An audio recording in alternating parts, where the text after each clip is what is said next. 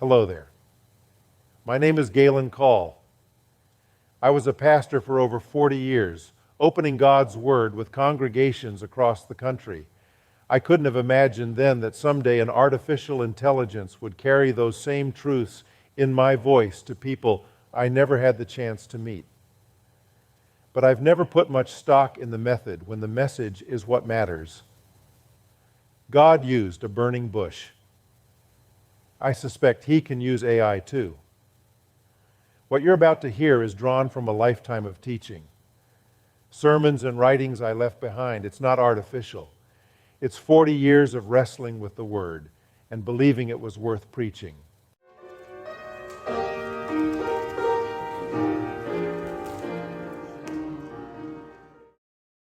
July 4th is noted as the celebration of liberty in our nation. On that day, we recall the signing of the Declaration of Independence and perhaps celebrate with a fireworks display.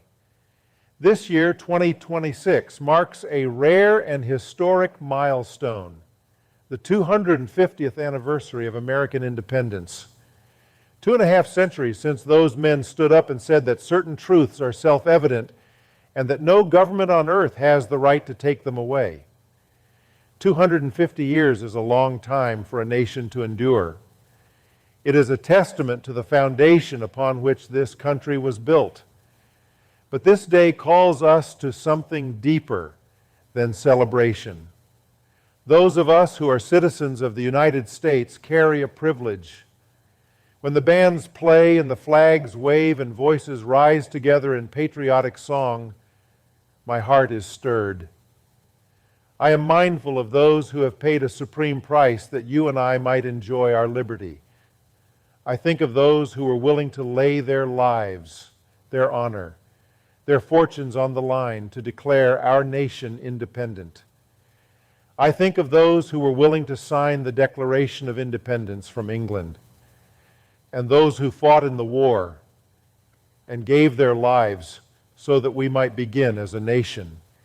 And then I think as well of those who, down through the history of our country since then, have given their lives. I think of my great uncle who was killed in World War I. I think of an uncle of mine who was killed in World War II. My grandmother was told that the last shot that was fired in that part of France, as the war was coming to a close, took the life of her second son. And his only brother, my father, became ill in World War II, and as a result of that illness, died at 33 years of age, just 8 years after the war ended. Many of you can point to sacrifices even greater in your own families. Friends who have been taken because of war. Those who have been willing to lay down their lives so that you and I today might celebrate July 4th and call ourselves American citizens. It's a privilege to be an American. That doesn't mean that we're better than others. But to be citizens of this nation of constitutional freedom is a gift of God, and we ought not to forget that it is His gift. Who are we that we should be born here and not in some totalitarian state? I hope that we are appreciative and good heirs of the liberty that we have been given by our past generations. Traveling in other countries, one can sense the curiosity about the United States. American citizens often draw crowds, at least of children, some of whom wonder what it must be like to be from America. I have sensed the respect for American citizens, particularly in the Philippines, where we visited some missionaries. Even the younger generation there expressed appreciation for what the United States forces had done in preventing the totalitarian takeover of their nation. Sadly, however, there are some U.S. citizens who, when traveling abroad, have acted arrogantly, leaving a bad taste in the mouths of those they encountered. When we hear about that sort of behavior, it makes us ashamed. We respond with sorrow. And undoubtedly, we would like to say to those Americans, clean up your act. Conduct yourself as one who has the honor of being called an American. If you claim to be a citizen of the United States, then bring honor to your country by your behavior, not shame. Now, there is somewhere in there an application for us as citizens of God's kingdom. Is it not even more tragic when one who professes the name of Jesus Christ lives inconsistently with that profession? Do we not feel like saying to that person, "Clean up your act, Christian"? If you claim to belong to the Son of God and you have the honor of being called a Christian, please live that way. Bring honor to that name. Our founding fathers understood that liberty and God cannot be separated. The United States became the most wealthy and powerful nation in the history of the world because it was founded upon biblical principles.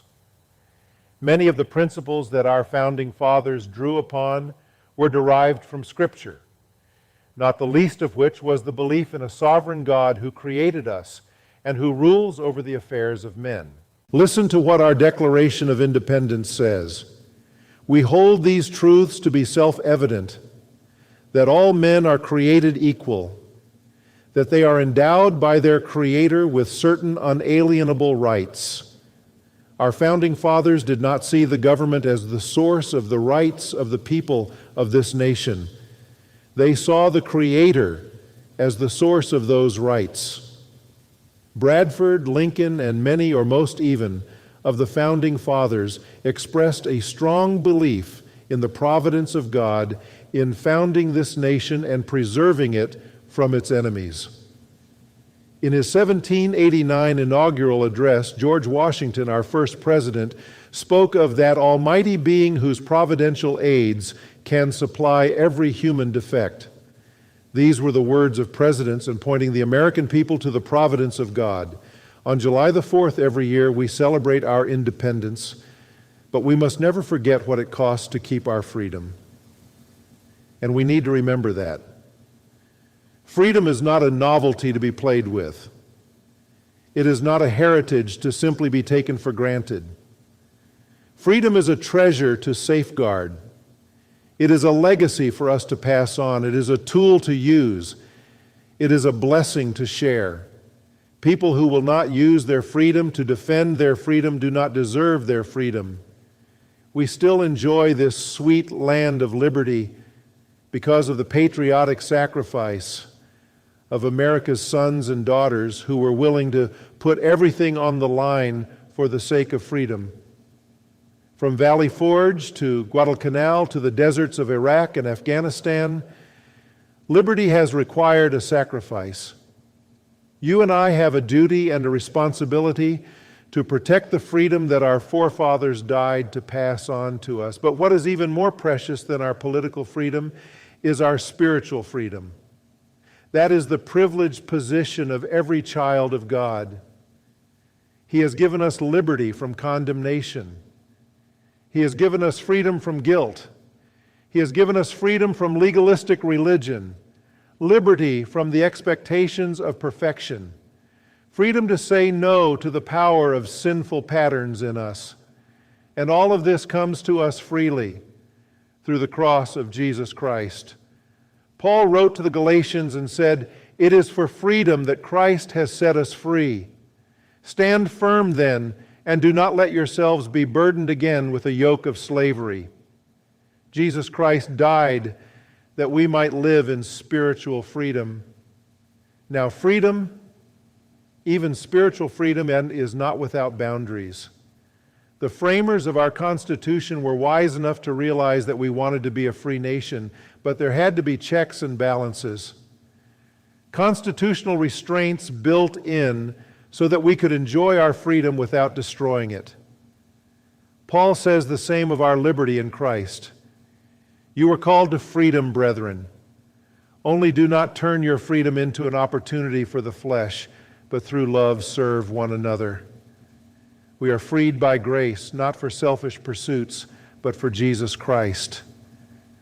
There is nothing that contradicts the values of Jesus' life more than living for self. For Jesus was the great model of self-sacrifice. As you celebrate this Independence Day, carry two things with you. Political freedom was purchased at a price. Men and women gave everything, their lives, their families, their futures, so that you could stand here free. Honor that gift, guard it, pass it on, be a good heir of the liberty you have been given, And the deeper freedom, freedom from sin, from guilt, from death itself, was purchased at a far greater price. The Son of God laid down his life that you might be truly free. It is for freedom that Christ has set us free. Stand firm then. Let us pray. Father, we are grateful for men and women who gave their lives for this nation and for the Savior who gave his life for our souls. As we celebrate this day, make us worthy heirs of both gifts. Help us to stand firm in the freedom Christ has purchased for us and never take lightly what it cost. In Jesus' name we pray, amen.